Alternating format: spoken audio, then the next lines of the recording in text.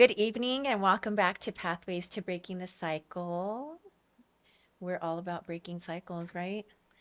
And breaking the system. That part. Mhm. I'm gonna go ahead and just let you introduce yourself. And of course, everyone knows Celinda, but Celinda, you introduced yourself as well. But go ahead and tell us a little bit about yourself, Justin, and what you do and just what you're passionate about. Okay. Hi, everybody. My name is Justin Allen. I'm a movement leader and community organizer. What brought me to this work was my experience behind the walls in New Mexico Department of Corrections. I spent about 17 years incarcerated, and I was a mentor and a peer educator behind the walls. It was during that experience that I realized that my situation was not unique. I learned that most people lose their voice before they reach the carceral state.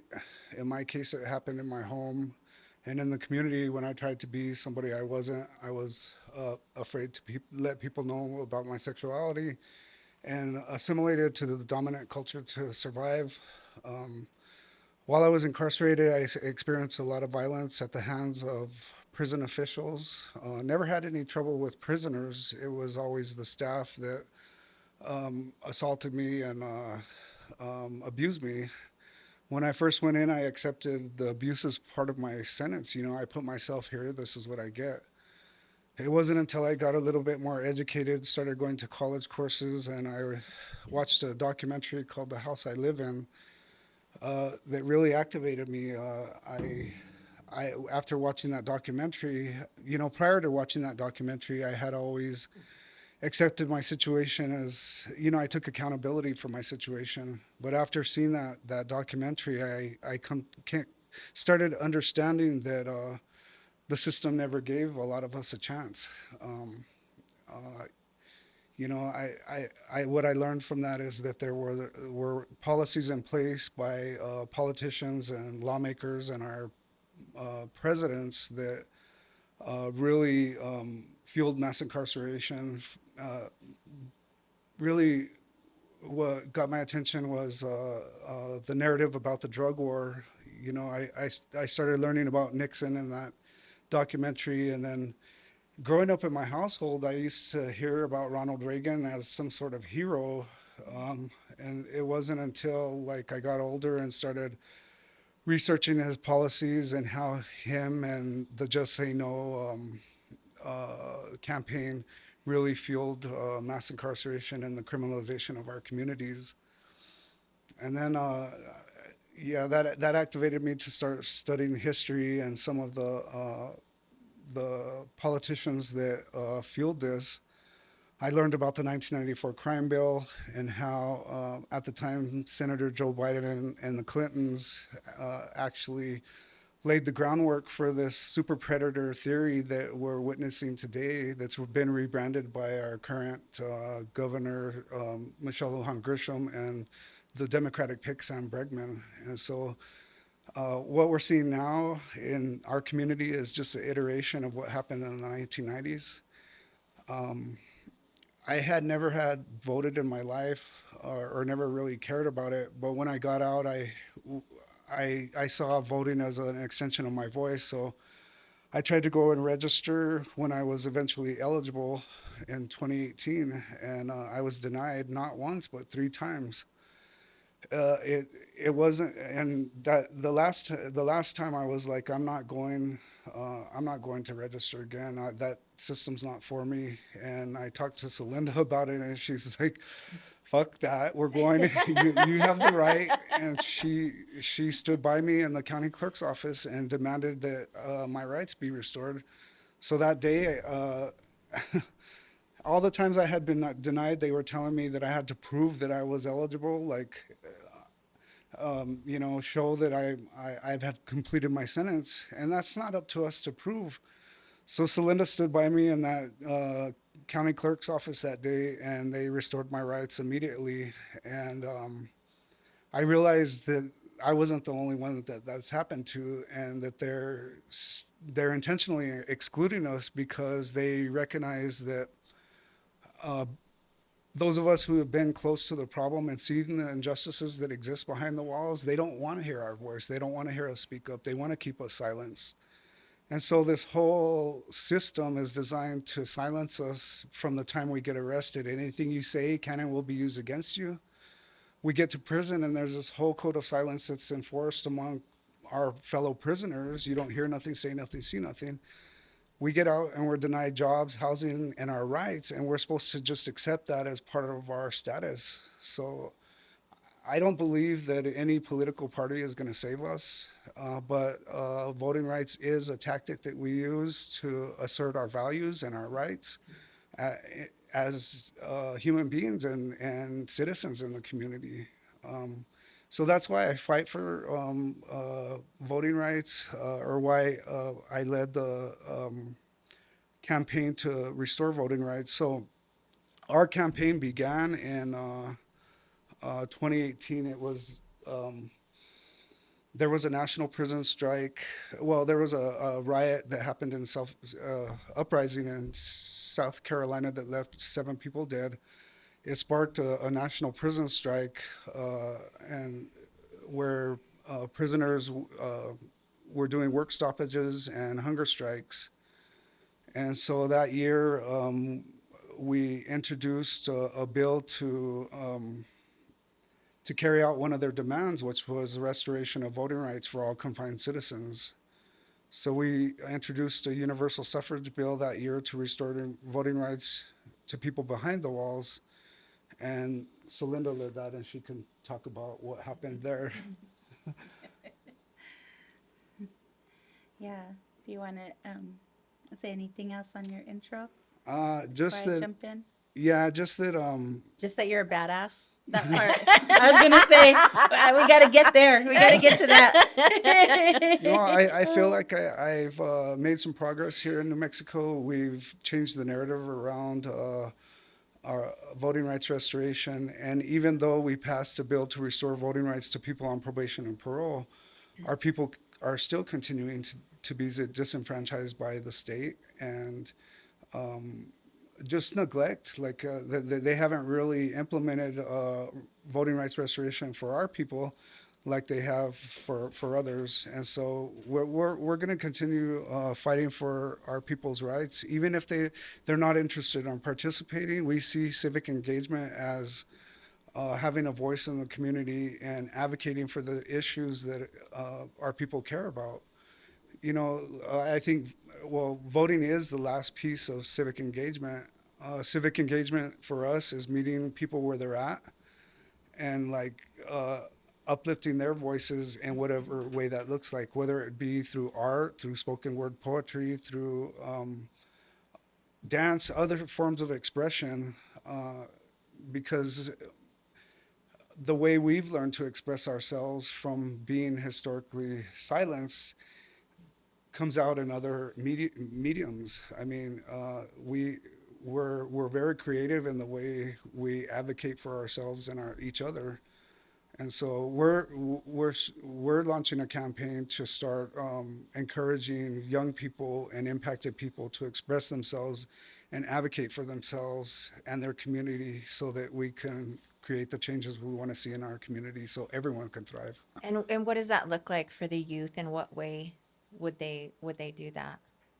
And how are So we holding space for them in that? so we want to intentionally engage with what is called at-risk teens, young people who have been pushed out of traditional high schools, and encourage them to lead capstone projects so that they're able to advocate for changes in the way we deal with substance abuse and public safety. We want to encourage them to create capstone projects that are life affirming, not punitive. And so, what that looks like is moving away from anything that expands the prison industrial complex, whether that be criminal enhancements, mandatory sentencing, and all these reactionary, deploying the National Guard. Like, deploying the National Guard in response to substance use and substance youth and to manage youth is not going to solve the problem. It's going to incarcerate generations of people. And so We don't feel that the militarization of our communities, policing or surveillance is the solution to so-called crime. We're interested in addressing root causes, and that requires engaging those most impacted by these issues. I know like a lot of people, and I work at a salon, so like I hear conversation all day long, and I know a lot of people in their minds because they don't know like what you just said, you just gave like substance, right? To that's not the real solution because it goes deeper than that. But I know that like a lot of people hearing them in conversation, they think like, oh yeah, they're coming and then they're gonna clean up the streets and they're probably gonna help with all the youth violence and the youth with all these guns and this, that, and the other. Can you elaborate a little bit just so we could educate our community and you too, Celinda, because you guys have been doing this work for so long. Can you elaborate a little bit on what that looks like and why we do the things we do and the way that we do them and why we believe in going deeper? Yes, so without the National Guard here and the militarization of our communities, we've already had a 15-year-old burned to death in a house by Albuquerque Police Department and the SWAT team. Rather than allowing the fire department to extinguish the fire, they allowed it to burn with the child inside. And so, if that's the way regular SWAT team and police are responding, what can we expect from the National Guard? The other thing that's problematic is the way the National Guard is branded. They wear a patch on their arm that says CERT, and for formerly incarcerated people, that means Cell Extraction Response Team, Oh, not Community wow. Emergency Response. And so if I just got out of prison and I try to go to a harm reduction clinic and I see Cell Extraction Response Team standing there, I'm not going to go in because Right. I don't know the difference. And these days we can't tell the difference between ICE, between SWAT, between National Guard. I mean, I guess we can tell if they have their face covered, but that's a whole other thing. But uh, we believe in collective care, and rather than pouring $4 million into the military, why can't we use that for housing? Why can't we Right. use that for rehabilitative resources? Right now, a person, if I was to get out of prison right now and I relapsed with methamphetamine or cocaine, I couldn't even get into a detox facility unless I'm physically detoxing from opiates or alcohol. So there's like these disparities that don't. And the other side of that is I know individuals that were put on waiting lists and now they're back in prison on serious charges or dead. And so, yeah, we need to rethink about we need to redefine public safety and really address root causes as opposed to reactionary punitive Right. responses. Right.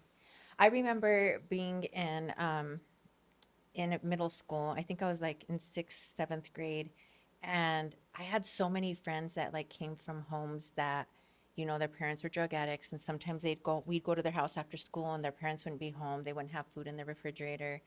And I would always take them home because I thought, oh my God, I don't want to leave them here by themselves. So my mom, like, they'd stay there a few days, and my mom would tell me, like, I could get in trouble for keeping them here. Like, we need to, at least go and let CYFD know that we have them here. And then a couple of them went into like group homes.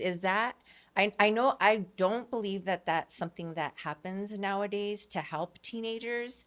Was that something that was a good thing back then, or it wasn't a good thing? No?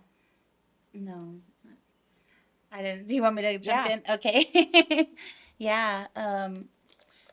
There was a lot of criminalization in the 90s that looked like things that were not YDC, what we have now, right? Like the Right. kid jail. Um, Now, and I don't, I mean, it's not that they're all bad. They're Right. all bad because no youth should be in any kind of a carceral situation, period. Right. because they're vulnerable. Their brains are still developing. Being in a hub of adults that care about them is necessary for human growth. And so nothing carceral is good for kids. No youth should ever be in any kind of a carceral state. But what was happening in the 90s and into the 2000s in New Mexico is there was a lot of group homes, and so they acted as the like the lockdown facilities. So kids would go into those group homes, and they would be locked up there. Yeah, you're right. They couldn't get out. You know, their families sometimes couldn't even visit. They didn't They have couldn't get contact. home like They a couldn't. weekend They pass couldn't or get yeah. weekend passes. They would get in trouble. They'd get write-ups. Their POs would be there. They'd have to piss test. They're living basically in a carceral state in Right. group home. Right. So it's just a different form of incarceration. And so most of those have gone away, but it's not better to have them in jail either. Right. I just think it's so I this is why I love sitting with you and Justin here because not only do I learn, but I feel like a lot of people, especially in our community and our city, you see it on ABQ Raw, right? Constantly, like the comments that are on there. And just a side note, I normally don't do this, but I did it the other day. Somebody tagged me on Facebook on KOB, one of their posts, and it was pertaining to youth violence. And I started scrolling, looking at the comments, and I don't usually do that, but I thought I'm gonna do it because I just want to see. So I was looking in how they were, making comments about us parents, and where are the parents? They should be held accountable too. Parents they have shitty parents. So I just started commenting, and I'm all thank you with the praying hands, hoping that they'd go to my page to see the pathways to breaking the cycle. And I thought that's just what I'm going to start doing, just to make a job, So you know. You should just start dropping the link. we should call it what it is. That's a digital lynch mob. That's all they're Right. doing is encouraging people to come against youth and sex workers, people struggling with substance use. That's all they do, and that's what it's become. They don't filter any of the comments. They allow really disparaging remarks and dehumanizing Right. narrative to come out of there, and it's part of their propaganda. Right. And Right. these You're are the absolutely same right. systems that say they're against online bullying Exactly. Exactly. and yet they're participating Yeah. in it actively. And so I said all that to say that I feel that having you and Justin here today is just so imperative because I feel that people need to be educated. When you read those comments, there's just some people that are clueless, right? They're just going off of the energy that's already on the thread. They have no idea, right? So, could you guys share just a little bit like with the community of what things people could look at instead of just going off the energy of like like the reports that ABQ Raw put on there or the false narratives for that matter that the news media put on social media. Like what do people need to be educated on when it comes to like in regards to the youth and and what we're seeing here in our city with the youth? I think, yeah, I really want to say that it's about proximity. And also, a lot of those people that are making those ignorant comments actually are people that come from our communities who have youth that have been impacted, who, out of despair, are parents who called the cops on their own kids, or, all these kinds of things because they've been colonized to believe in these structures. Right. They've been colonized to believe that that's what you're supposed to do, right? That was me. And but they're on there commenting based on the air that they're breathing and the water they're drinking, Right. because we're in a society with a governor, right, and a DA that are saying the answer is we have to incarcerate them. Yeah. This is how we fix the problem. And instead of interrogating that at all, they're just drinking the Kool-Aid. And the truth of the matter is I think deep down inside they know that that's not right, but there's nothing around them that's telling them anything else. They haven't found those other resources. And so it's about proximity. It's about getting close to the kids that are most impacted, going to the school, spending time there. Like a lot of parents are so busy, caught up in 13 jobs right now that they don't even know who their kids are hanging out with. They don't know what's happening at the school or even if the kids are at school. Right. And so until we get proximate, we're not going to know what's going on, and we're not going to know what those other solutions are. But there's plenty of other solutions that are available out here. And incarcerating kids is never going to be the answer. You're never going to incarcerate your way out of violence. Right. Violence it's a symptom of people in the struggle. It's a symptom of people feeling like there's nothing else, there's no alternative. And then you have to think about the legacy and the history of why are we violent? Why do we think violence is the way that we solve our problems? Mm-hmm. Well, we come from a legacy of genocide and slavery in this country. All we've ever known in the U.S. empire is violence. Everything around us says violence is how you solve problems. Wow. So until or unless we start to help our people have other ways of solving their problems, we're going to continue to be up against this. But we have to start teaching our kids from an early age. We've been trained to be punitive with our own children. Mm-hmm. So the state has taught us how to teach our kids to participate in the carceral state from a very early age. Whether it's this generational cycles of hitting our kids, of thinking punishment is how we deal with children's behavior. All of those things are reinforcing the carceral state, and we've been trained generationally to do that with our own children, right? I never even thought of it that way. So we have to think about from toddlers. How do we teach toddlers how to have autonomy and advocate for themselves? I know. How do we teach them to problem solve? We have parents who hit their kid to teach them not to hit kids. What Yeah. are we really teaching them, right? And then we get mad at them when they're doing the very things that we told them not to do. So we're being violent with our kids, whether it's punitive, whether it's punishment, grounding, taking things away. You can't have these friends. You can't do on the phone. You can't, right? Yeah. And then we're hitting them. And then we want to wonder why are our kids fucking running away and being rebellious and want to hit other people and what else else did that they makes learn? so much sense, Celinda. What did they learn? And so it starts here. We don't get to point outwards until we start to fix inside. And until we become proximate. Right. And it's not just parents. What we know in legacy is that communities raise children. Not a single person raises a child. Communities raise children. Mm-hmm. What are aunties, uncles, older cousins, big homies, neighbors? How are we participating in raising children that have autonomy? Right. In raising children that feel like have confidence? How are we raising children that understand boundaries? How many kids got raised in families where they were forced to hug and kiss adults? That's one thing my daughter does not do with her kids. If they don't feel like hugging you or giving you a kiss, she does not force them to do that.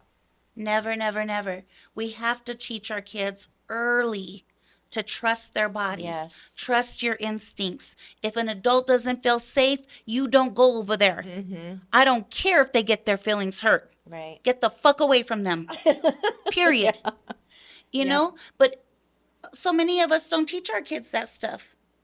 And then we wonder why our kids are out here all fucked up. It's because we traumatized the shit out of them. What else are they supposed to do? Right. And so we have to transform the very way that we even engage with our kids. We have to push back against supremacy culture. One of the elements of supremacy culture is called paternalism. Paternalism is that bullshit, man of the house. Kids don't have autonomy. Kids can't make decisions. They're to be ruled over. Children are property. What the fuck is that? Think about where that comes from and how ludicrous that I sounds. know. Children are not property. We were gifted the opportunity to be able to parent and raise young people and raise them and teach them. They're borrowed to us. Mm-hmm. They are not our property. They're nobody's property. And through these systems, now the state has taught us how to make them into property. And then when they leave us as property, they go into state property. Mm-hmm. And then that's all they know. So we are raising, on purpose, we are raising slaves for the state without even thinking about it. They've trained us to raise their slaves. That's insane. I've never heard it like that. I've never heard it put in those terms. Yeah, think Never. about it. What are we supposed to be doing? Teaching our kids to be obedient, not question authority, be hard workers. Be in a good mood. You're not allowed to be mad. You're not allowed to You're cry. not You're allowed to not- have a bad day. Yeah. You always go to school. I don't care if you're sick, attendance matters. Or hide your authentic self just to survive. Right. Become somebody you're not just to please other people. Conform to what the standard Assimilate. is. Yeah. You assimilate into what they need you to be, and that is a fucking worker. If you're not producing for the state, you are not valuable. That's what they taught us to train our kids to be. God, that's insanity. I've never heard it. I mean, it just makes so much sense. You know, it makes so much sense of why we're so fucked up. Mm-hmm. So robotic, right? Yeah. They taught us how to be good slaves. Yeah. And they taught us how to raise good slaves. Right. Right. And then when a spirited child says, fuck that, I'm not doing that, right? We become the problem. Then those kids are the problem. Oh my God. Actually, spirited children are the revolutionaries. Those kids that say, I'm questioning your authority, actually. That was me. I Yeah. swear, but my mom told you Yes. on Saturday. Yeah. And look at you. Look at how powerful you are. Yeah, Look how, but you had the benefit of parents who fostered that inside of you, who supported you through your spiritedness. right. A lot of kids don't have that. And those are the kids that get tossed out, pushed out. You're not conforming. Kick the kids out. You know, all this weird shit. Like, there's things in the society that say you have to, at 18, you're on your own. All this, like, think about the weird messages that get sent in society about children and how much it's all about raising good slaves. God, that's insane. That's insane. Slaves are soldiers. Mm-hmm. Wow. I'm flabbergasted because I've never heard it put in those terms, you know, and then it's almost like an aha moment, like, wow, I never thought of it that way. And yeah, you do. And then you do see the pattern. I'm like sitting here thinking, oh God, I remember that. And I remember the way that impacted me. And then I remember being, you know, a slave in that area. And even it even goes into it goes even deeper, like into when we're all trained that way, then it even goes into like our school system where we start treating one another in that manner. Yeah, because they made us become cops in our heads. So now we go to school and now we feel like we can police our peers Right. because that's what we get rewarded for, right? Right. Being student of the week, head of the class, like, And if you're not those things, and if you're not those just things, you're just right. a shitty ass and I get to talk reject. shit to you about it. Yeah. Yeah. You know, something just came to mind when we're talking about school setting, and I just want to touch base on this real quick before we get into the Unlock Civics, is the video that you sent, you know, with the bullying and the video, somebody put it on social media or whatever, and the parents are suing APS for 1.8 million, and I don't give a shit if APS gets sued because I have bitterness towards them anyway, but All of it. until I see them really do something productive and something healthy and awesome for our children. Can you touch on that a little bit, Celinda, where like what would be like the ideal program, the ideal, and I know that this goes under Unlock Civics as well because you and I talked about it, Justin, but like what would be ideal in situations like that where there is like bullying going on? Like what intervention could have taken place for that instead of, I know they were talking about like a probation office or something, right? Well, it's a whole bunch of stuff, right? So first of all, these interactions happened when kids are trying to figure out who they are. One of the most critical times that we really need to be proximate to our kids is like fifth grade and ninth grade. I always say like fifth, sixth grade. This is when a kid decides I'm gonna conform and I'm gonna fucking make it in here, or I'm abandoning this shit. And then they go to whatever else is available. That's the age right there. And there's all kinds of things. So think about what's happening at that age, right? Like this is your next in human development, your next stage of like independence. Your body is changing, your hormones are changing, you're discovering more about who you are as an individual in the world. You're trying to swag out, you're trying to figure out, okay, where do I fit? If I dress like that, I'll be cool. Where do I fit, Yeah. right? You're looking for affirmations from Right. your peers. So if I'm in our traditional school environment, those are not healthy environments by any measure. Any, like you said, APS, fuck what they're talking about. There's nothing healthy going on in these schools, especially in those middle schools right now. They can't even get middle school teachers. There's kids who had last year who went a whole semester with not a permanent teacher. No teacher in APS in sixth grade when we're supposed to be the most proximate to our Right. kids, right? And so all these things are happening. So if we don't have a structure that is affirming them, that is making sure that it's a healthy environment, that everybody in the school has access to food, everybody in the school has access to good clothes and shoes and school supplies, that people are not othered, because most of the bullies, especially at this age, most of the bullies are the kids that are getting picked on and pushed out. Most of the bullies are the kids that we know are on the list, push out list, and those are kids of color, kids in poverty, kids with disabilities, LGBTQ youth. Those are the targeted kids who we know get pushed. Those are the ones that are on track for school push out every fucking year. Those are the kids who have been othered by their own society that told them you don't belong here. You don't belong here. So what else are they going to do but kick ass? Of course they're going to bully kids. They already have been told that you don't belong here. Or self-destruct. So Yeah. so when we like I don't even, I hate this term bullying. Cuz it's not bullying. These are kids fighting for their fucking survival. And they're seeing kids with privilege who have everything handed to them, and they have animosity. They have animosity because they're being faced in a situation of othering and disposability. So, of course, that's who they're going to see as their natural enemy. Right. The school structure, the whole society has set up a structure that has pitted people against each other at those ages. Who else are they going to hit? They can't punch up. They're going to punch sideways Right. when they're fighting for their lives. And so I don't like the bullying, the concept of bullying.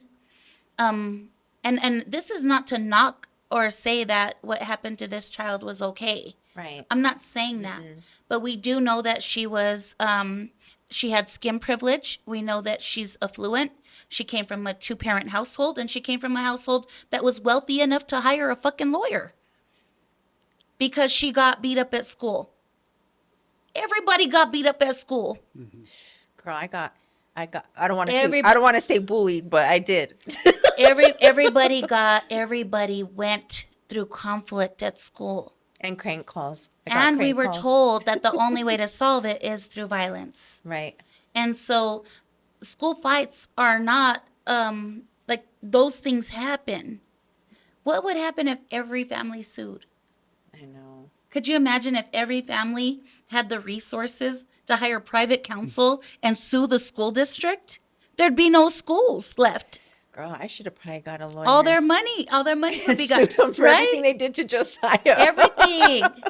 Our kids are And not getting even the kids, the staff, our kids the are getting faculty. abused by the teachers. Yes. You feel me? I have a video in my phone Man. that shows a teacher yelling at my kid that another little girl Yes. filmed, and she's just demeaning and degrading him. Yeah. And I told him when all this happened, I was like, I want to do something about this. He was like, no, just leave it alone. Who cares? Just it happened. I was like, yeah, but God, I just see my kid just But this is sitting there this like, is what they teach us, right? We don't fight back the Right. system. right. No, it's going to get worse for us. We'll get more targeted. Right? Because the state has showed us that's the way it is. Right. But all this to say is, yeah, there's a lawsuit. Yeah, this is all unfolding. And my biggest concern, and the reason that I'm sharing it with people who work in youth justice, is because I think there's going to be ramifications from this lawsuit. I think we're going to start to see these school districts want more police. They're going to want more surveillance. They're going to want more access to control the kids. Bernalillo High School already has a juvenile probation office inside of the high school because so many kids are already under control of the state. Are they going to expand that into other schools? Like, what is this going to lead to if we follow this narrative of kids are bullying and kids are violent, kids need to be controlled? Like, that's what that is spinning from. And if we're not careful, we're going to end up in a situation where our kids are living in a carceral state, which they've already started to move towards. APS has put gates up around every single public school now. So they walk through gates that are similar to that of a prison. If you look at the gates at the elementary school, it's the same gates that are at the prison, that are at MDC, at the county jail, that are at YDC at the kids' jail. It's the same fucking gates. Well, I've shared before on a prior podcast that, my kid got in trouble back when he was, I think, a freshman in Sandia, and we lived across street from Osuna Elementary, and him and his friends, they skateboarded a lot, and they used to like to go skate the stairs at Osuna Elementary, and it was winter, and they lit a fire in the playground with the little wood chips. Well, they all urinated on it before leaving, but the embers were still lit on the bottom, and then it started a fire and burned like half of the slide, and they expelled him from school. Like, granted, this didn't happen at Sandia High School. This happened at a completely different school, an elementary school, over the weekend, and they expelled these kids, right, from school, and then sent my kid to the Eubank complex, and I couldn't drop him off at school.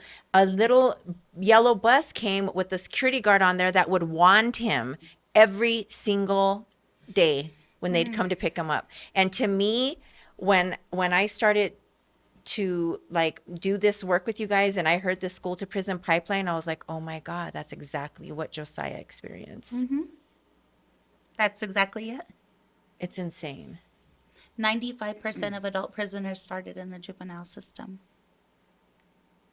Yeah. And those kids all started to get criminalized in school. So it starts to normalize that as part of their life. Right. Like, this is just what it is. Right. Yep.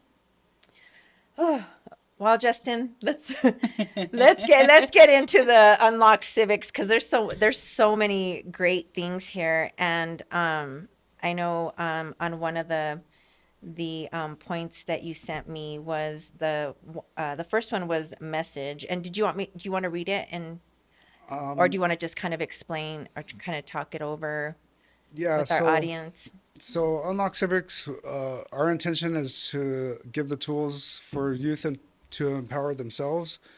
That includes justice-impacted individuals, families impacted by addiction and incarceration. We want impacted communities to come up with life-affirming solutions that aren't punitive, and community-based responses to public safety. And so we believe that, or we know that those most impacted have the best solutions. I mean, we have proximity to these problems that we're dealing with in our community. And so we're creating a peer-led, trauma-informed education campaign to connect the most impacted with the tools to organize, to heal, and lead systemic change.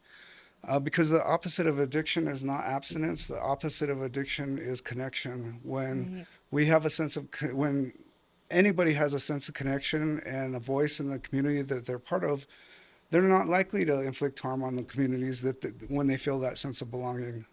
Um, I know that when I started my journey in substance abuse and incarceration, I was looking for a sense of belonging and validation that I wasn't getting in school, at home. And so drugs did two things for me. It allowed me to fit in with people that love me and numb the negative feelings I had about myself Right. and my sexuality. I grew up in a home where you couldn't say gay or queer, and I would always hear disparaging remarks about sissies and queers, and so I internalized that and tried to be something that I wasn't, and tried to be what everybody expected me to be. That even continued while I was in prison just to survive. I didn't want to be a target, so I didn't want anybody to know about me. Right.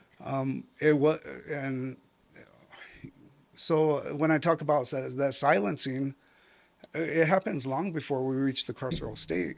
It becomes a way of life to survive, and for our non-binary and trans relatives,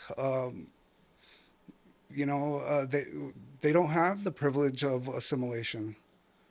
And so, really thinking about like how do we create safe spaces for our youth where they feel that sense of belonging and validation, where they can express themselves and be their authentic selves without self-destructing.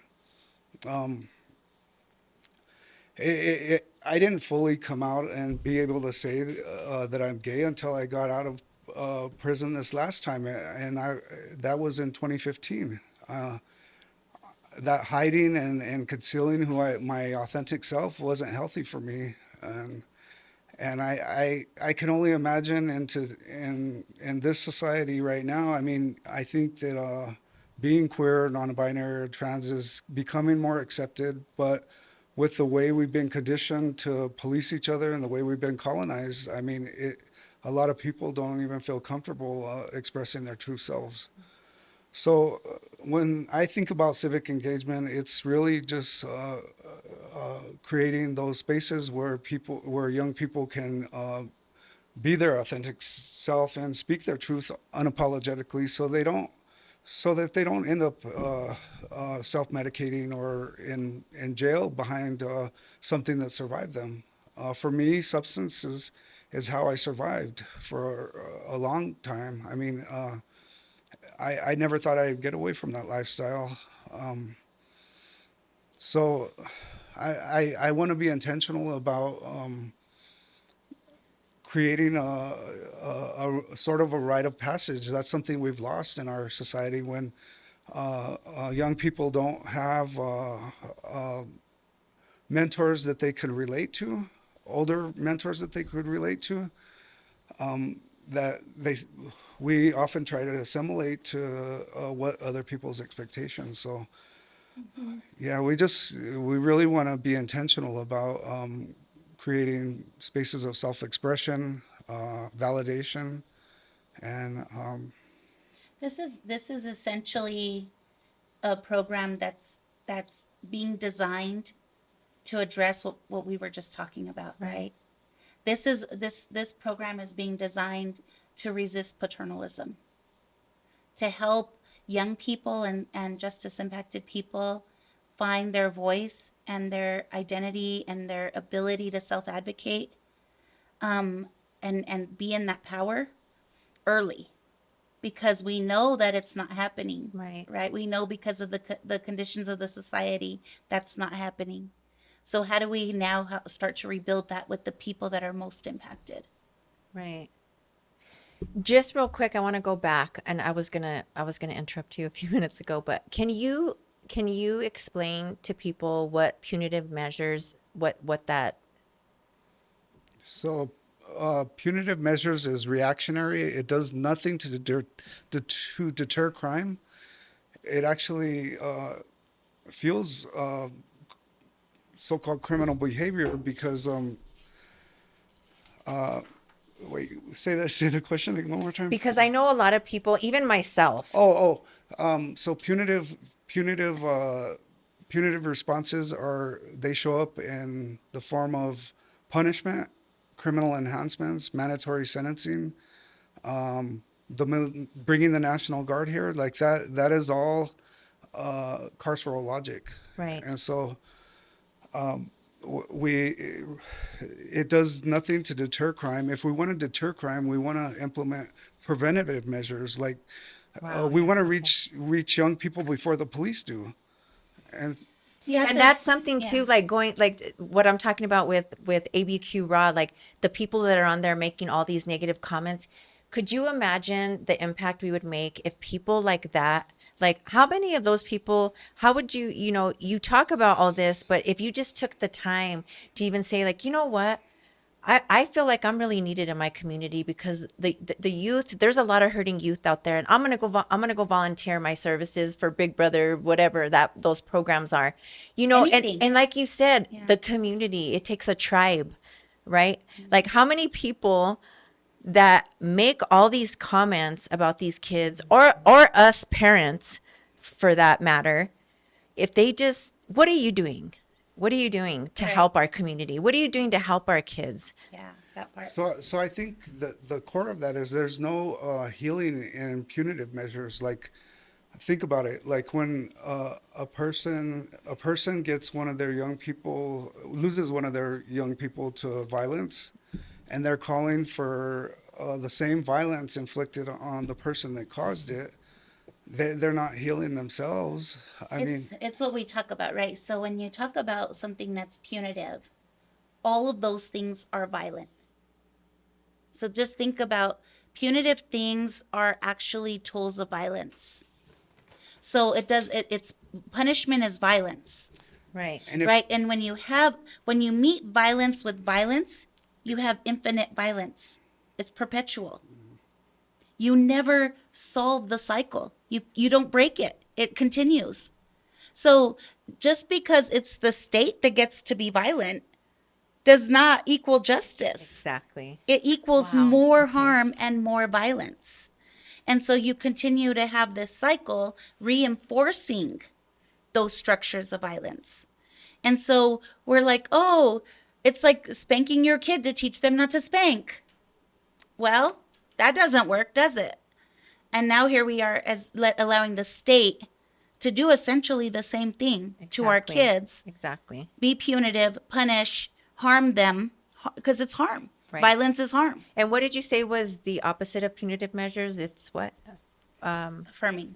Affirming? life affirming measures. Life affirming measures. And so, I'm writing this down so because there's I'm learning no too. there's no accountability in punishment either. Like when you're just punishing, what are you really teaching? That you're reinforcing the fact that number one, violence is an answer, but there's never any real accountability so that the person acknowledges the harm they've done.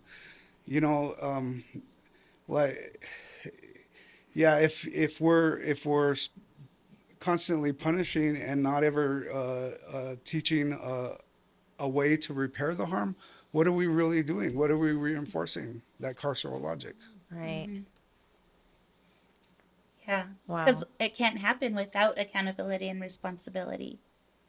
So we talk a lot in our work, we talk about a thing called Ubuntu.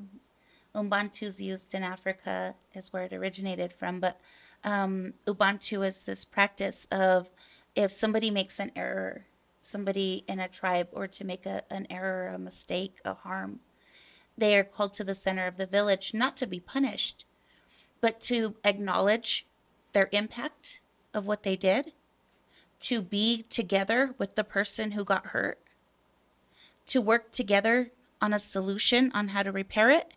And then the entire community speaks life into that person and tells them, that's not like you. You're not the type of person who does those things. What's going on? And they work together to address what happened that allowed this person to make these errors, and then they affirm all the good in them. They remind They them of their remind them humanity. they They remind remind them them that they're you not that disposable. this is not who you are. That act does not represent you. You are a good person. You belong here. You are part of us. We love you. We want you here. We want you to succeed. We want you to heal. And they affirm all of that life back into them. And you know, you're right, because like some of the kids, I know I hear Tracy talk about this a lot because she goes to a lot of the hearings and stuff, but you see this with the youth, like, yeah, they're out there with their friends and they're, you know, they do a shooting, a drive-by, or they shoot somebody. And then when they're locked up by themselves, that, and even Josiah said that, you know, he goes, Mom, he said, I've laid there and I've thought, like, how did I do that? Like, why did I do that? Like, why was I hurting people like that? That's not who I was, you know? And there's But, no space for them right, to be able to be held. right. And Like they should be wrapped in resources right there. Yep. so the word Ubuntu, it actually means I am because we are. Yes. And that means that I'm a product of the society, of this society. And so this othering and disposability culture, it doesn't allow for that humanity to come forth. And it's collective responsibility. You know, if they messed up, but the whole society is accountable for harm. We all participate. You're absolutely right. Because if you, going back to social media, what are they doing in comments? Harming, assassinating characters, you know, all that. Yep. We're all responsible Yeah. for the things that are happening. But nobody's collectively being held responsible. And punishment reinforces the ideology that we're the worst thing we've ever done. I mean, being called our crimes, being called our mistakes, doesn't allow us to recognize our own humanity. That's internalized, and we tend to act accordingly. Right. I am because we are. But dehumanization is how they're allowed, how slavery persists, because you cannot be enslaved unless you're dehumanized. Wow. Tear you down to the bare minimum. Oh, it's heavy, huh? Yeah, we have a lot of work to do. A lot. If you look at the parallels to the military industrial complex, to the prison industrial complex, the military intentionally breaks you down and builds you up to indoctrinate you. When the prison is different because And they feed you the same food? probably, I don't know. Well, that's what I think it was on the last podcast. We talked about how the box says not for human consumption, and somebody said, well, that's the same. Oh no, you know who told me that? Adam told me that he was saying, go Kim, if they feed that to our soldiers who are out there supposedly fighting for our country, their box says the same thing. And I started like comparing the two, and you're The right. same. Oh we my have God. we have a workshop actually that we've done in community that was parallels of the prison industrial complex and the military industrial complex. The only difference is they don't build you back in prison. They don't build you back up to indoctrinate you. They let you figure it Flounder, out. yeah. Whew. Okay, well, go ahead, Justin. So our program is powered by peer educators with lived experience in the criminal legal system, substance use, and reentry. Our educators train and support students and community members to become civic leaders, policy advocates, and catalysts for healing justice throughout New Mexico. So what that looks like is for individuals who have been historically excluded, disposed of, and silenced, and devalued, they oftentimes don't feel like their voice matters or have a place in society or a place to express themselves in a healthy way. So the core of our program is to create that. We want to affirm young people's decision making, their autonomy, and their expressions of self. And to do that, we ourselves have to be in the practice of suppressing how we've been colonized to punish and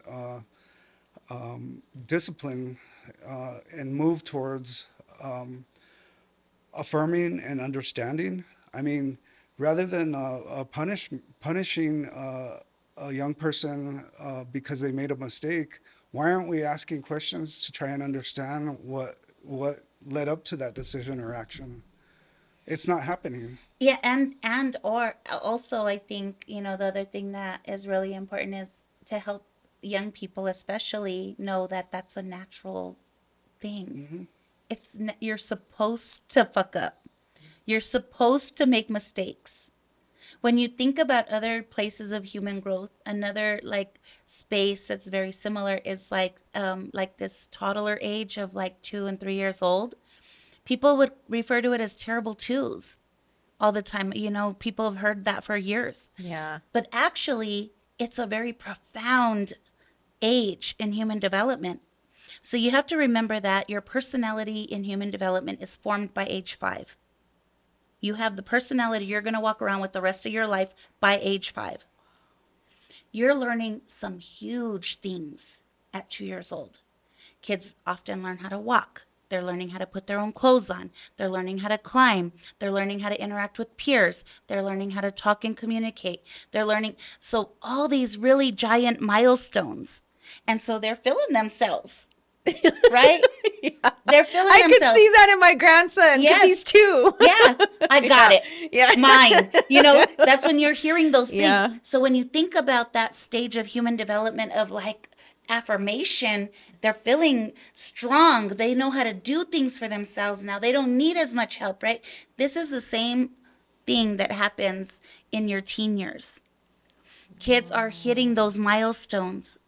Now they're getting freedom to go out without their parents. They can have peer groups. They're learning how to drive. They're learning how to, get jobs. They're doing all the same big stuff. But when you think about a baby who's walking, learning how to walk, right? Or learning how to climb, how many times do they fall down, knock their head? A lot of kids will knock themselves out, right? Yeah. When they're learning how to walk. And what do we teach them? Here, it's okay. We help them dust them off, Yep. stand them back up. Let's practice some more. Let's do it again. Why don't we do that with kids who learned how to drive and crashed a car or fucked up at school? Like when a 16-year-old falls down and bumps their fucking head, right? What do we punish them instead of dusting them off, catching them when they fall, standing them back up, saying it's okay, we're going to work through this, we're going to figure it out. And that's any age too, because if you think about accomplishments and even mastering something, you don't just know how to do it. That comes from mistake after mistake after mistake Right. until That's where you wisdom comes from. Yes. So if people make error and then they're not held in that error, because when we think about trauma, right, how we recover from it, that's everything. We're not supposed to be humans in a bubble that never get hurt, never have our feelings hurt, never feel sad. We're supposed to have those experiences. It builds us Builds us up up. as humans, just like but it's how we come out of it, right? relapse is part of recovery. Most people that finally recover have had several relapses before they finally get to a place of recovery, because that's the learning experience. That's, you learn from your mistakes. That's the only way we can get to a place where we've got control over our substance use issues. Right. And girl, I've had to go. I've gone around the mountain, more than I'd like to admit, to learn some of my mistakes. Right. But if you were Sometimes I didn't if learn we the weren't- first or second time. But if we weren't safely Right. held, that could be life in prison. Yeah. That could be life changing Right. for people if they don't have support. And you're right, because I remember when I went to the D home at the age of 15, 16, and I remember when I got out of there, And even, my mom never went to see me when I was in the D home, but my dad did. Because my mom was always like this since she just couldn't do it. She couldn't bear to go there and see me there. But my dad would go, my dad went and visited me twice. And my dad, he just affirming the whole time, you guys. He would say, Mija, you're better than this. You're better than this. And I believe in you. And, you're amazing. And, He but gave you also, Ubuntu. yes, exactly. Yeah. But my parents also didn't know the things that I was holding from childhood, right? I never shared those things with my parents. So it wasn't, my rebellion had nothing to do with the parenting I got, because I had an amazing parents. I mean, they weren't perfect, obviously, but I also didn't share with my parents what took place in my childhood until I was like 22 years old, where I finally felt like I have to share this with them. Yeah. I have to get this off of my chest. And then, my mom even said to me, she said, now I understand. I could look back now and I see like behaviors in you, and now I understand why. She said, because I never used to, I couldn't understand, like, God, what am I doing wrong that she's not. I mean, first of all, I had strong personality since 2 years old. We lived in California, and my dad roped up the gate because we had a alley behind our house, and he roped up the gate on purpose because I would always play in the backyard. My mom said that I moved that gate back and forth until I break out. loosened the rope and I got out and I went wandering around. And she said, you just have always been like that. You've always been that You're kid not that's locking me in. Hey, not even the D home, girl. Oh gosh. Yeah. Yeah, but that's it, right? Like that's it. It's about how do we hold our kids when they fall down, Right. when they make error. How do we help them recover from it? Is everything. That makes me feel so emotional because I do that with Josiah even now with him being in prison. Like, we have talks. Like, he called me yesterday, and he gets 2 phone calls a month. And we were talking about that, and every day I write him a message about how amazing he is, and this is just a season in your life, son. This is not who you are, and these are mistakes that you made. And I affirm him constantly. Yeah. But I'm also looking at it when you're talking about the 2-year-old and how he's expressing himself. Because my grandson's 2 right now, and he drives me bananas because I watch them 3 days a week. And some days I'm just like, oh my God, I can't wait to go home, because I'm just like, ah. But you made me see it in a different light, because I imagined Jet, that's my youngest grandson. He has a habit of throwing Legos. He gets all the Legos out of the Lego table and throws them everywhere. He drives my daughter crazy with that. So as you were saying that, I was thinking, I wonder what he's trying to communicate with that. Yeah. Yeah. Throwing Throwing all the Legos out all the time. There's something there. Yeah. It's like your locked gate. Right? He doesn't want the Legos in a box. Yeah. So, I mean, you help me to see, even with my grandchildren, Yeah. to be a little more patient and not look at it as everything as a bad thing or bad behavior. And also, like, we have to normalize talking to kids at any age with autonomy and affirmation Right. and understanding. Like asking him, how come you want the Legos all over? Right. What does that mean? And helping him to find the language to explain. Yeah. Wow. Thank you, Celinda. Seriously. I'm going to tell my daughter that, because someday she calls me and she's like, I put myself in timeout. But it's because we're trained to want to be in control. Right. Yeah. But instead, we should be talking to them about, well, why? What does that mean when you do that? What does it feel like Yeah. Or maybe when tell that's them, happening? I don't want any of these pieces in the box. Yeah. Reverse Jenny, psychology. Can you get all those Legos out? He'll probably go, no. Or I used to Dude. do things with my kids that would just challenge them. So, like, if I knew that was their thing, I'd go and throw all the Legos out first. And they'd just be looking at me like, What the hell's wrong with you? yeah. Like, that's my thing. Yeah. Right? And so doing things that challenges the way that they strategically think, that they problem solve. Right. We have to do that. Like, that's building problem solving skills Right. from toddler, from when their personalities are forming. This is the time to do it. Right. Because then you're raising a strong human who knows how to do that later on. And when they know how to problem solve, when they know how to challenge, when they know how to investigate, then those are the kids that when their kids are that when they're around their peers and their peers have a Glock on them and they're like, "Hey, let's go, homie," and do da da da, and they're like, "Nah, bro." Why are you doing? What are you do that for? The fuck is that about? Right? That's the kid that's gonna say that. Right, right. You know, I read something on social media the other day that it was like a big homie, and he posted this thing on his Instagram that said, and it had a Glock, and it said, the next time you feel tempted to use this to do a drive-by or to shoot someone, go put yourself in your bathroom for 23 hours and think, do I really want to do that and Yeah. live the rest of my life Yeah. in a room this think size? about what I would thought that was feel like so for 30 years. profound. I thought that was so profound. I was like, oh my God. That was like a good tactic to use. Yeah. And also, like, as a big homie, like, a strategy is also if you know that your young people have heat or are inspired or filling themselves with heat, like feeling powerful with it, take them to shoot and train them and teach them about what it does. Because if they don't understand and they haven't seen, they don't know. They Right. really, really don't know. Right. So, my parenting philosophy was always if you're old enough to ask about it, you're old enough to have all the information.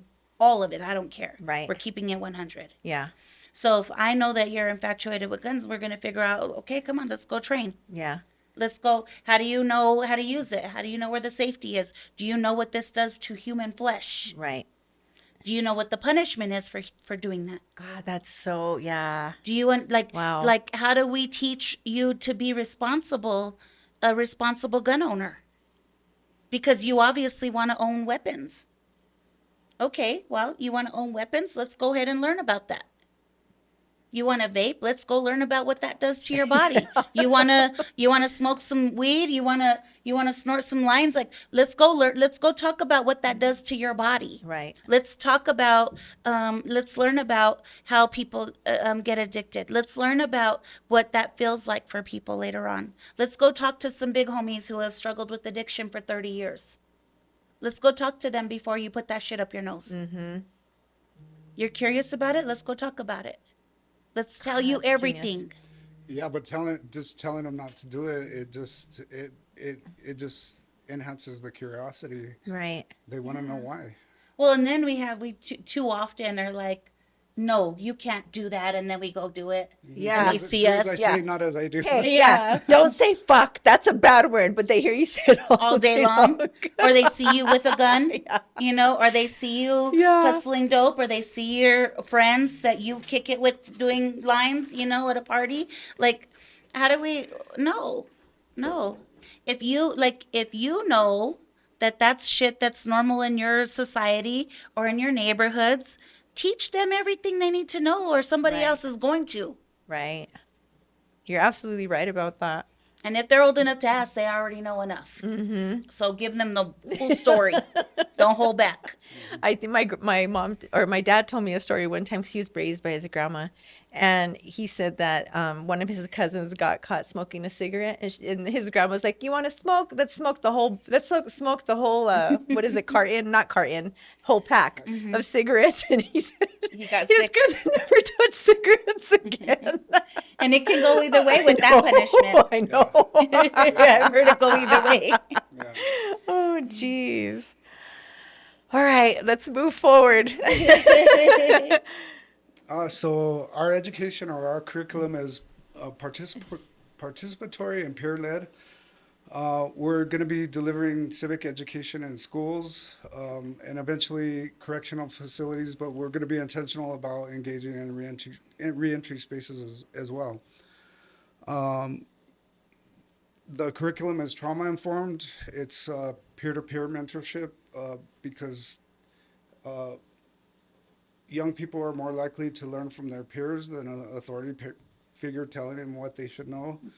And they're more likely to learn from people with lived experience, people who have been there. Right. Um, and then healing justice circles and participatory defense. Healing justice circles are important because a lot of the reasons young people act out, I know this from my own experiences, because there were parts of me that needed healing, and I instead of healing, I was numbing. Right. And so we want to be intentional about offering different types of healing, introducing different practices that aren't that are outside of the Western ideas of medicine and healing. What that looks like is it could be as simple as storytelling to body work, yoga, movement, dance, um, whatever young people gravitate towards. The other piece would be participatory defense, knowing our rights, knowing how to keep each other safe and not rely on the systems of harm like police, prisons, and surveillance. Relying on one another for safety as opposed to the systems that have been failing us. Can you elaborate a little bit more on participatory defense, like what it entails? Basically, the foundation of it is knowing our rights and the rights of others and asserting them in a healthy way instead of. So it's different, but some of the things that we envision is holding each other or accountable, holding systems accountable, showing up to introducing young people to courtrooms and showing how we advocate for accountability when an injustice has happened. That could look like it just depends on what the young people what we're engaging them in. But one thing that I saw was powerful is a family was going to court on some charges that were trumped up by the police, and a whole youth group showed up, and it changed to the courtroom, and it really changed the way not only the judge was engaging with the individual or the family, but also showed that people are watching. There's accountability here. The other side of it, the young people were learning about the injustices that take place and how to hold the systems accountable. Right. And in a lot of other states, there's a lot of comrades that we have that of other groups that we work with. They're doing that work. There's court watch happens all over the country, and those court watch programs have really made a profound difference on prosecution rates. So the more that we're present, the more we show up, and the more that young people are participating and being strengthened to be able to be advocates, it makes a difference. And it also like teaches them how to know their rights, how to stand up for themselves, but it also is a strategy to helping them understand other ways of solving problems. Right? How do we solve problems before we have to enter a courtroom? Right. Before it gets to this point. Right. And how powerful would it be for a young person to start understanding those systems and be activated to eventually go to law school and fight for people's rights and the injustices that are happening in the community. I mean, it's about bringing young people to spaces where they can find that sense of identity and things that they're interested in. Right. And I think that at that age, it would be so like encouraging and empowering It is. at that age to just be involved in that and to think like, man, I could do so much and I can make such a difference. Like, I mean, all it takes is just like one powerful word for somebody to be like, oh my God, I can do that. Or, Yeah. And the youth that day, as we went out and we debriefed, the young people started to share their own stories about how they had been impacted by the criminal legal system, how their own family members had been impacted. And then just this last school year, I had the honor of going into Wilson Middle School and doing Know Your Rights work with sixth and seventh graders. oh, wow. And their teacher messaged me a whole month later and is like, Celinda, they're still asserting their rights. They didn't forget what their First Amendment right is.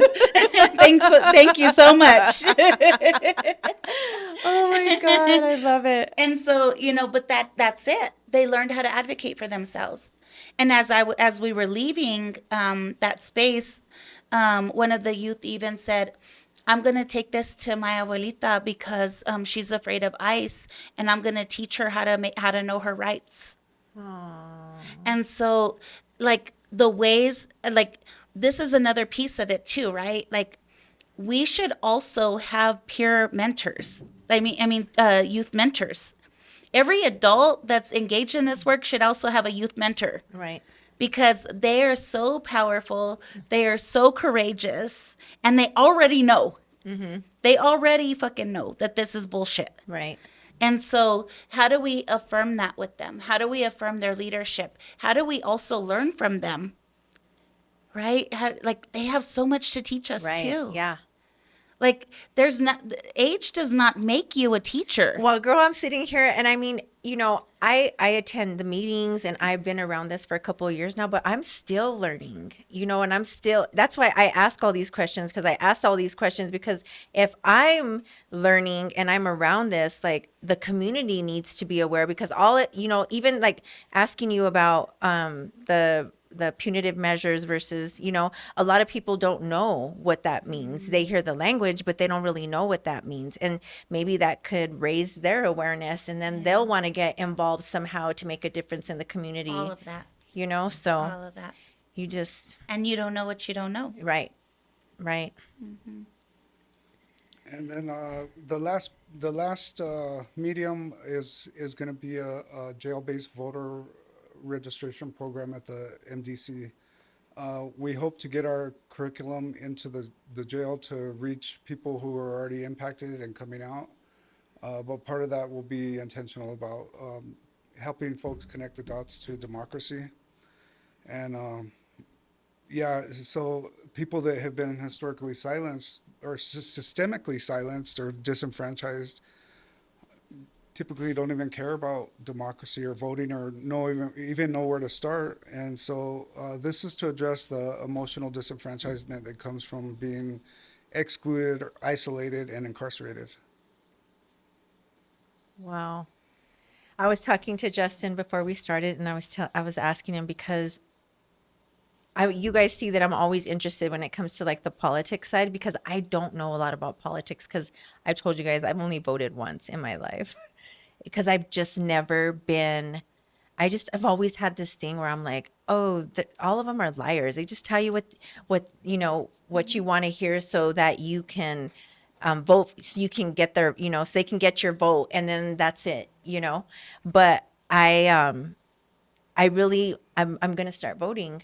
I really want to start voting, and I really think that it's imperative that our community and people like me who have that mindset, like, oh, they're all liars, and Justin was saying, well, they are, but Justin, he was explaining to me how when you said It's Kamala Harris, you made that, Oh, how you like- guys didn't even vote for neither her nor Trump. We don't believe in the Right. two-party system. Like, Right. they're not going to save us. They're both complicit in the harm.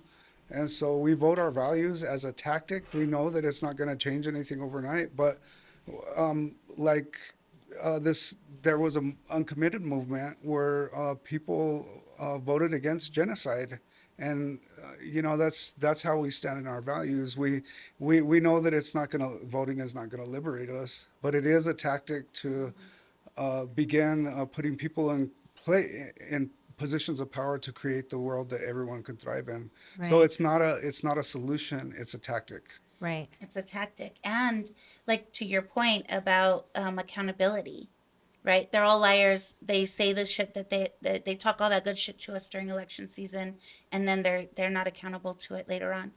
So how do we then create the structures that hold them accountable? I was right? just going to ask you that. And that's what we want to get to. Right. So when we think about I like to talk about the campaign that we ran called Never Damon Martinez. Damon Martinez was the U.S. attorney in 2016. Mm-hmm. He brought 2 racialized federal sting operations to Albuquerque.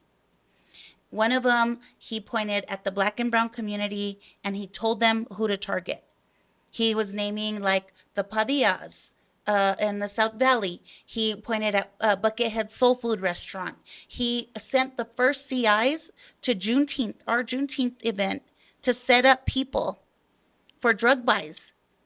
So it was completely like the, and other cities had already made complaints to the Department of Justice because they were of this racialized federal sting operation in their cities. So other cities already knew that this was a problem, and he brought it anyway, right? And his whole idea was he was going to try to boost up his tough on crime persona, Right. so that he could run for Congress. That was his next step. So he did this on purpose, criminalized our community, targeted, racial profiled, called it worst of the worst, which wasn't. Most of the people that were arrested were low-level drug users. And some of them, one of them, one of our people that got caught up in that shit, he actually took the feds to the Fed to go buy dope. So they couldn't even prosecute him, but he was in the feds for 6 years pre-adjudication because of that federal sting operation. So all that to say, in 2016, we started uncovering all this shit that was going on with this. We ran a campaign called Never Damon Martinez. So he's running for Congress. There's like 6 other candidates running. And we said, okay, well, we just know we don't like this guy.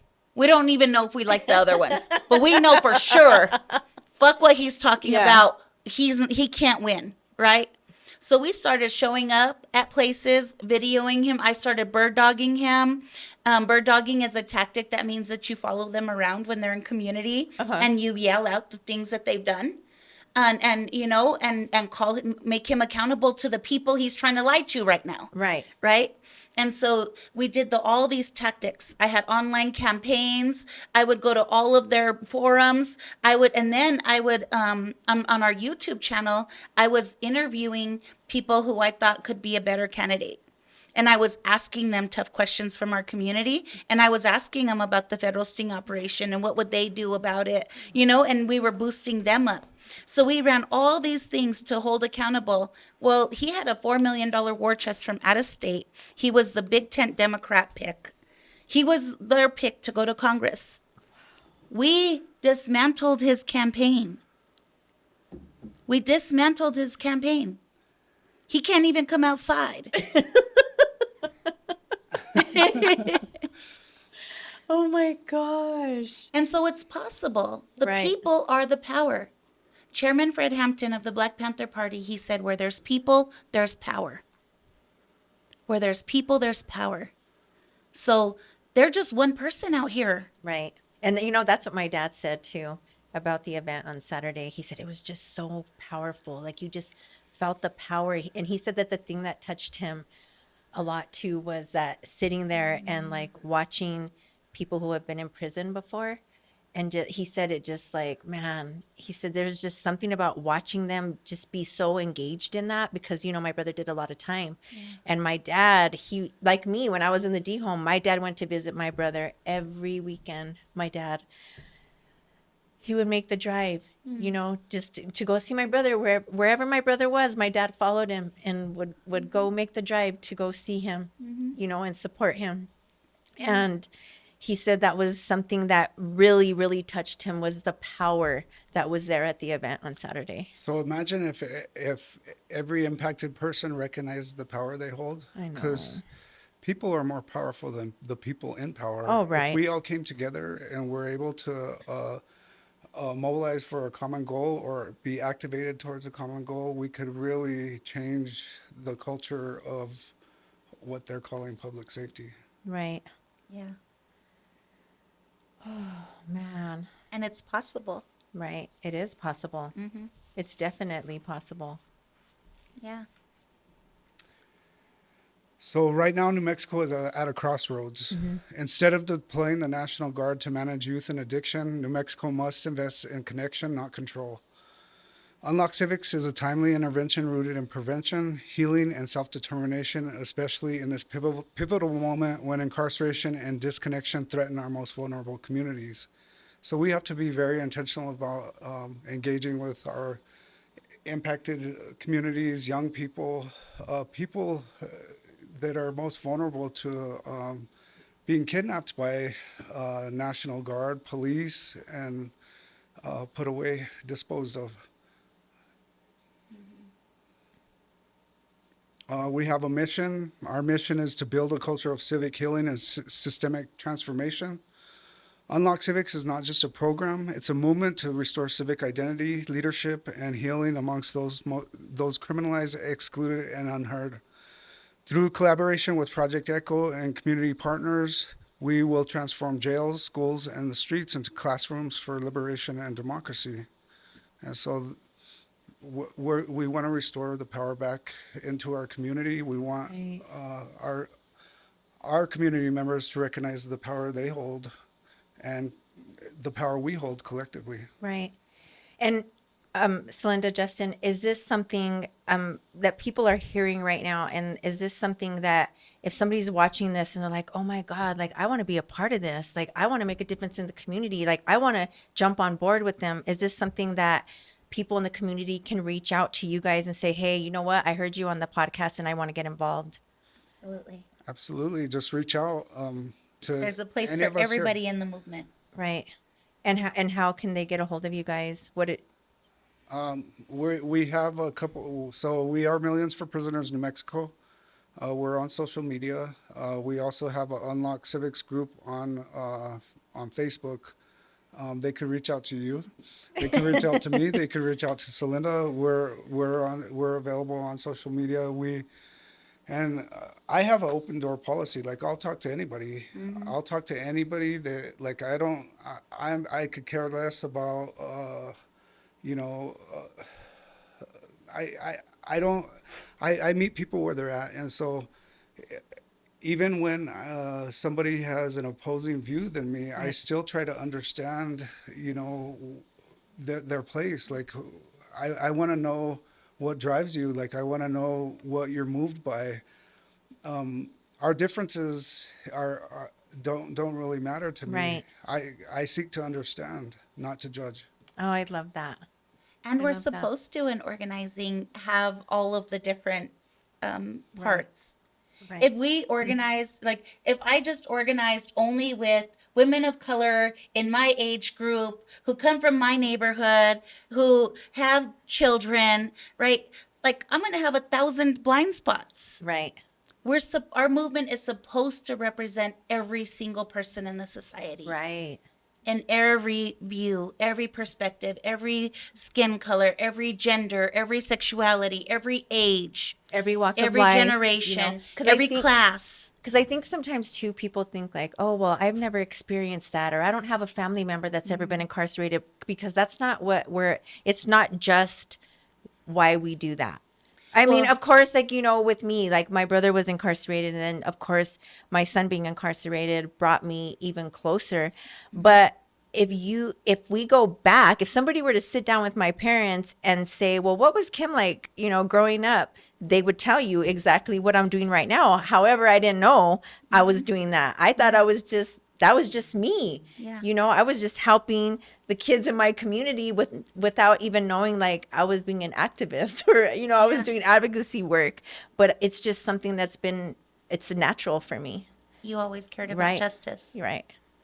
I Yeah. think Yeah. that's true for all of us. I mean, I've always cared about being fair and like what's right. And sometimes, no, not sometimes. A lot of these laws that are enforced aren't right. Mandatory sentencing, that gives a judge no discretion over somebody's sentence. It's mandatory. They have to give them that time. Right. Yeah, but I think even I just want to go back just a bit is just that there's not a person in the U.S. empire that's not impacted by incarceration. It doesn't matter where you're sitting Right. in the society, you're impacted. You're impacted by it, whether it's that prisons and jails exist in your neighborhood, that something in your circle is profiting and extracting from prison labor. Your kids in your community are being targeted. There's policing in your children's schools. Maybe you're a privileged person, your tax dollars are being weaponized against entire communities that are being harmed. Everybody is impacted by incarceration. Wow. Everybody. And when somebody is kidnapped from our communities and taken into the carceral state, that's not an individual. Nobody's an island out here. They're connected to people. Even these people who were their teachers, they might know them from the neighborhood. They were their mother's friend from work. They were in relationship. They're in relationship Yeah. with people that are being kidnapped from our communities and taken into the carceral state. Everybody is impacted by incarceration. Everybody, everywhere. Yeah, I could see that now, how the way you put the terms that you put that in. You're absolutely right. You're absolutely right. Is there anything that you would like to leave? Any words of wisdom, any uplifting words that you guys would like to leave with our community tonight? I would just say that our program is a rejection of disposability culture. None of us are disposable, and so we lead with that, and really practice. It's a daily practice to suppress that punishment mentality, the carceral logic. Yeah. Yeah, I love that. And I think what I want to offer is it starts here inside of your own body. So the first cop we got to get rid of is the one in our head. Yes. So we liberate ourselves first. And it is a practice. It's a daily practice because it's the air that we're breathing, it's the water we're drinking. It's all around us. The propaganda is The consistently way we being fed speak. to us. Everything is being fed to us. So we have to be in active resistance. So every day, lead with love, stand in your courage, and try to do no harm. I love that. And what's the word? The African word? Ubuntu. Ubuntu. Ubuntu. I am because we are. Thank you guys for being here. I appreciate you.